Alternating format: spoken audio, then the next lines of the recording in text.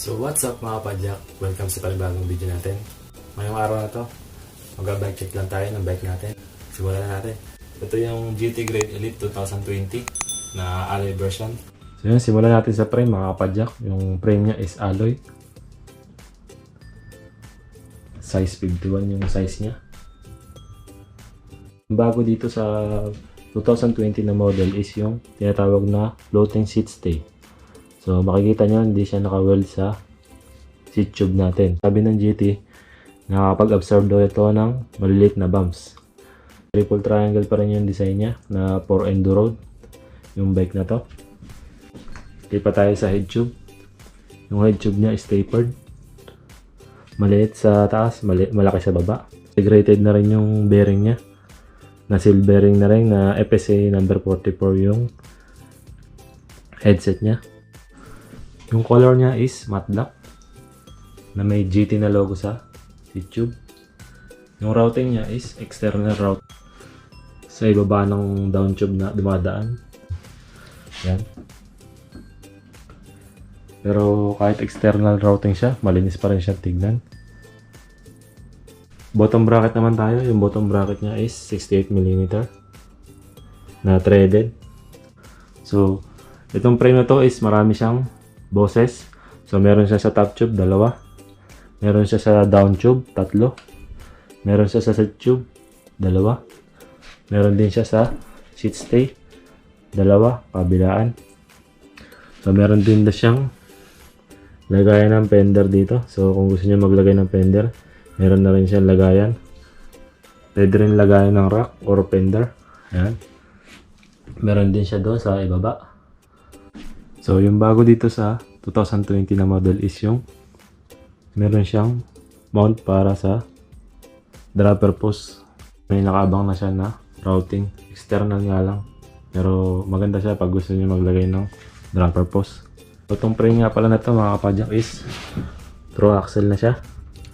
Sa likod niya is 12 by 142mm yung spacing niya. Sa fork naman tayo. Yung fork niya is carbon. So, through axle na rin. 12 by 100 yung spacing niya. So, may bosses din siya dito. Meron din siya dito. Meron din siya sa loob. Meron din siya lagayan ng fender kung gusto niyo maglagay. Yan. So, yan yung fork niya. Carbon. Yung seat clamp niya is hindi siya quick release. GT brand din. Yan. Sa seat post naman is GT rin na aluminum na 27.2 yung diameter niya. Saddle naman is GT rin na steel yung railings niya. May offset nga siguro mga 20mm yung offset. Sa cockpit naman tayo mga kapadyak. Sa stem niya is 90mm yung haba niya. Aluminum. May degree siya na 6 degree yung angle niya. Sa drop bar naman is 400mm yung wide niya na may flared na 10 degree. Nakikita nyo may buka siya ng konti. Aluminum din yung drop bar niya na GT brand din. Tape naman, yung bar tape niya is ordinary lang na may GT na bar end caps. Ayan, makikita nyo. May spacer din to mga kapadyak. Ayan. So napalitan na natin tong spacer na carbon na spacer. Hindi siya masyadong aggressive yung ano niya, geometry niya. So comfortable pa rin siyang i-ride. So sa wheelset naman tayo mga kapadyak. Yung wheelset niya is WTB STI 23. Stainless yung spokes niya at nipple. Likod ganun din, WTB rin. Stainless din yung spoke and nipple niya. Tire naman tayo. Yung tire niya is WTB Riddler 700 by 37C. Skin wall yung tire niya kaya maganda yung forma. So maliliit yung tread pattern niya. So, mas rolling naman siya sa kalsada. So, magandang gamitin. May clearance pa siya, mga kapadyak. Pwede pa siguro siya sa 45C siguro. Kasya pa dito. Yan. So, sa likod, ganun din yung tire niya, mga kapadyak. WTB rin na 700/37C. Basta valve na siya. Yan.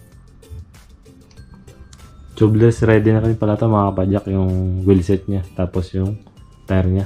Hubs naman niya, mga kapadyak, is Formula hubs na through axle.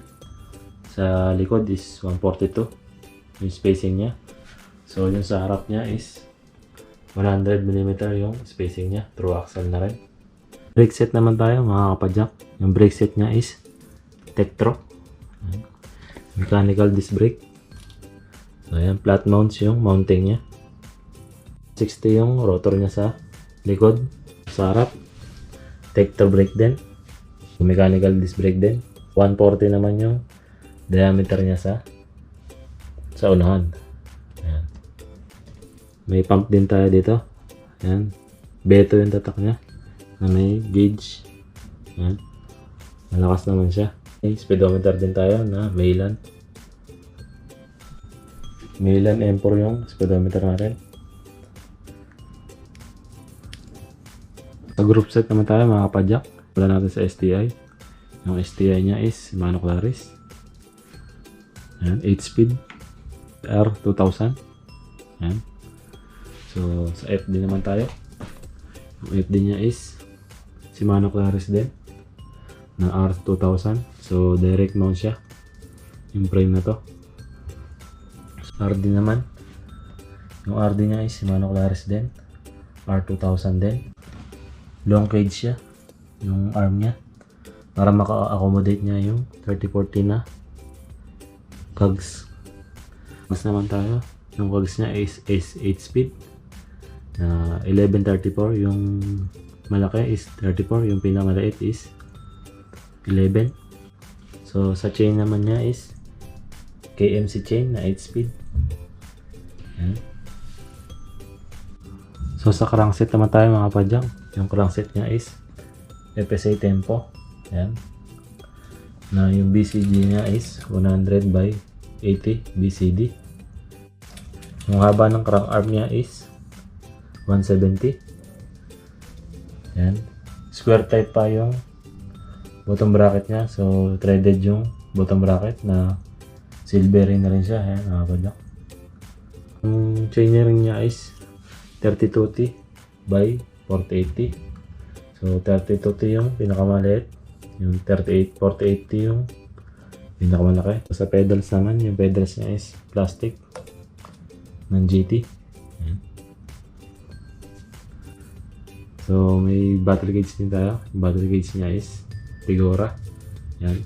Plastic lang siya na carbon type yung texture niya. Ayan. Maraming salamat sa panonood, mga kapadyak. Hanggang sa susunod na video. God bless.